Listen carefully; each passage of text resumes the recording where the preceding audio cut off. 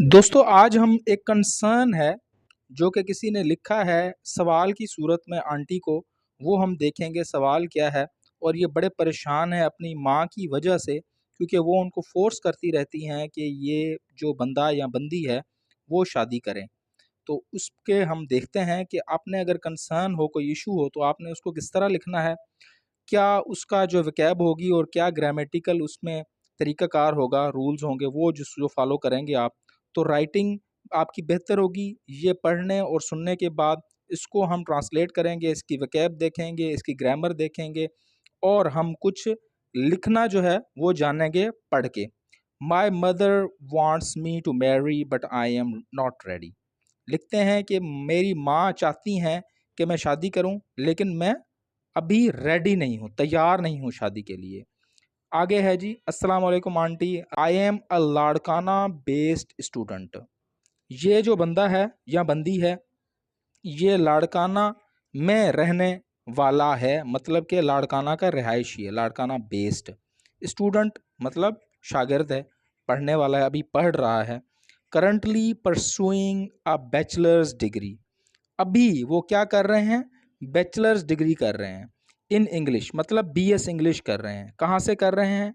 Eight Sindh university, Sindh university से कर रहे हैं। अब ये जुमला जो है वो मुकम्मल हो चुका है कि ये लाड़काना के रिहायशी हैं, तालिब इल्म हैं और अभी बीएस इंग्लिश कर रहे हैं सिंध यूनिवर्सिटी से। अब अगर हम ग्रामेटिकली देखें तो ये जो है प्रेजेंट कंटिन्यूस टेंस है। किस तरह हमें पता लगा? I am a Larkana based student. अब ये इसका जो है ना वो सब्जेक्ट है और परस्यूइंग जो है ये इसका वर्ब है और इसके साथ आई एन जी आया है, आई एम आया है, तो इसके साथ हमें पता लगा कि ये प्रेजेंट कंटिन्यूस टेंस है। Being from a very poor family. Being जो ये बिलोंग करते हैं कहाँ से? पुअर फैमिली से। इनका जो ताल्लुक है वो एक गरीब खानदान से है। I started teaching at a very tender as. इन्होंने पढ़ाना शुरू कर दिया कब? जब इनकी उम्र बड़ी छोटी थी, टेंडर एज थी। And now I run a private school. और अब ये चलाते हैं एक private school in my neighbourhood, जो कि इनके हमसायगी में है। मतलब करीब ही एक प्राइवेट स्कूल है जिसके ये ऑनर हैं।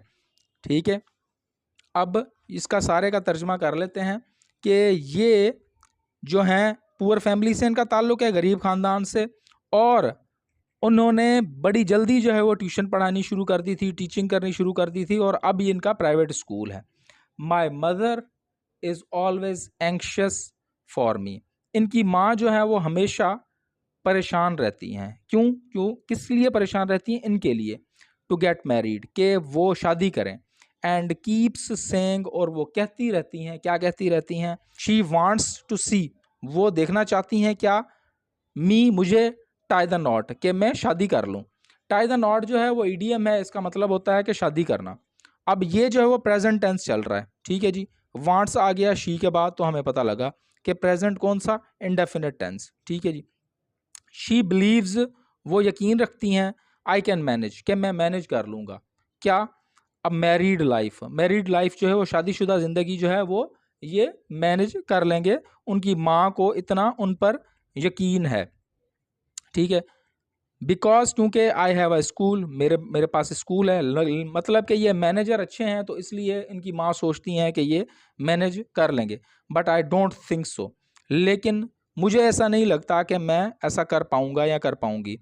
दिस इज़ बिकॉज, ऐसा क्यों है कि इन लाइफ आफ्टर मैरिज, के शादी के बाद की जो ज़िंदगी है, one is bound to do certain household chores, कि हर कोई, वन जब आता है ना तो इसका मतलब होता है कि हर कोई, वन इज़ बाउंड, हर कोई बाउंड होता है, पाबंद होता है कि वो कुछ मखसूस काम करे, घर के कुछ काम करे। Besides attending to other responsibilities, जो रेस्पॉन्सिबिलिटीज़ ये अदा कर रहे हैं या कर रही हैं, उसके अलावा घर के कुछ काम भी करने पड़ते हैं। अगर बंदा है तो उसको घर का सौदा सल्फ और मसले मसले मसाइल होते हैं, वो करने होते हैं। अगर कोई फीमेल है तो उसको बच्चे संभालने होते हैं, घर की सफाई सुथराई, ये वो काफ़ी सारे काम होते हैं जो उसको देखने होते हैं। Which come with a married life, जो कि आते हैं शादीशुदा ज़िंदगी के बाद। मतलब शादीशुदा ज़िंदगी के बाद जो घर की रिस्पॉन्सिबिलिटी, जिम्मेदारियाँ होती हैं वो आ जाती हैं, तो ये सोचते हैं कि वो ये अदा नहीं कर पाएंगे या नहीं कर पाएंगी, लेकिन इनकी माँ ये सोचती हैं कि वो आराम से अदा कर लेंगे। ठीक है जी। I have tried my best, इन्होंने बड़ी कोशिश की है, किस चीज़ की, टू कन्विंस, कि वो कन्विंस करें, राज़ी करें, माई मदर, मैं अपनी माँ को, इन दिस रिगार्ड, इस मामले में, बट टू लिटिल अवेल, लेकिन ये उसको पूरा नहीं कर पाए, लेकिन उसका इतना को असर नहीं हुआ। अवेल कहते हैं, लिटिल अवेल मतलब इतना को असर नहीं हुआ, उसका कोई खातिर खा उसमें प्रोग्रेस नहीं हुई। ये कोशिश इन्होंने बड़ी की है कि अपनी माँ को समझाएं इस मामले में, लेकिन उसका कोई खातिर खा फ़ायदा नहीं हुआ। अब ये अगर टेंस देखें तो प्रेजेंट परफेक्ट टेंस है। ठीक है जी। I have tried, I have told her, मैंने उनको बताया, that as soon as I get, जिस तरह ही मुझे क्या मिलेगा, आ गवर्नमेंट जॉब, जैसे ही मुझे गवर्नमेंट जॉब मिल जाएगी, आई शल मैरी एज शी विशेज़, मैं शादी कर लूँगा जैसे कि उनकी ख्वाहिश है, उनकी ख्वाहिश के मुताबिक मैं शादी कर लूँगा जैसे ही मुझे गवर्नमेंट जॉब मिलेगी। आई शल मैरी, मैं ज़रूर शादी करूँगा, है तो फ्यूचर टेंस, लेकिन शल जो है वो आता है जब ये होता है कि मैं ज़रूर आपकी बात मान लूँगा या ज़रूर ये काम करूँगा। But she is not ready, लेकिन वो तैयार नहीं है, टू लिसन, के वो सुने, टू मी, मुझे, एंड कीप्स पेस्टरिंग मी, और वो मुझ पर जोर लगाती रहती हैं, एनॉय करती रहती हैं, बार बार कहती रहती हैं। पेस्टरिंग कहते हैं एनॉय करना, इतना कहना कि अगला जो है ना वो कान उसके पक जाए, या रट्टा लगाते रहना, इस एक बात को बार बार कहने को ना पेस्टरिंग कहते हैं। टू पेंडर टू हर विम, के मैं घुटने टेक दूं, किसके आगे, टू हर विम, उनकी जो जिद है उसके आगे मैं घुटने टेक दूं, ऑफ गेटिंग मैरिड, ये जो जिद है उनकी कि मैं शादी कर लूं, उसके आगे मैं घुटने टेक दूं। विम कहते हैं उनकी जो विश है, जो उनकी ख्वाहिश है उसके आगे।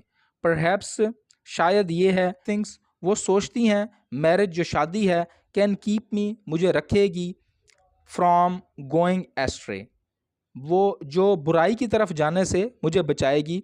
ये जो शादी है वो ये सोचती हैं कि जो शादी है वो मुझे बचाएगी बुराई की तरफ जाने से। फ्रस्ट्रेटेड, ये जो बंदा है या बंदी है वो बहुत ही ज़्यादा गुस्से में है। वीडियो देखने का बहुत बहुत शुक्रिया।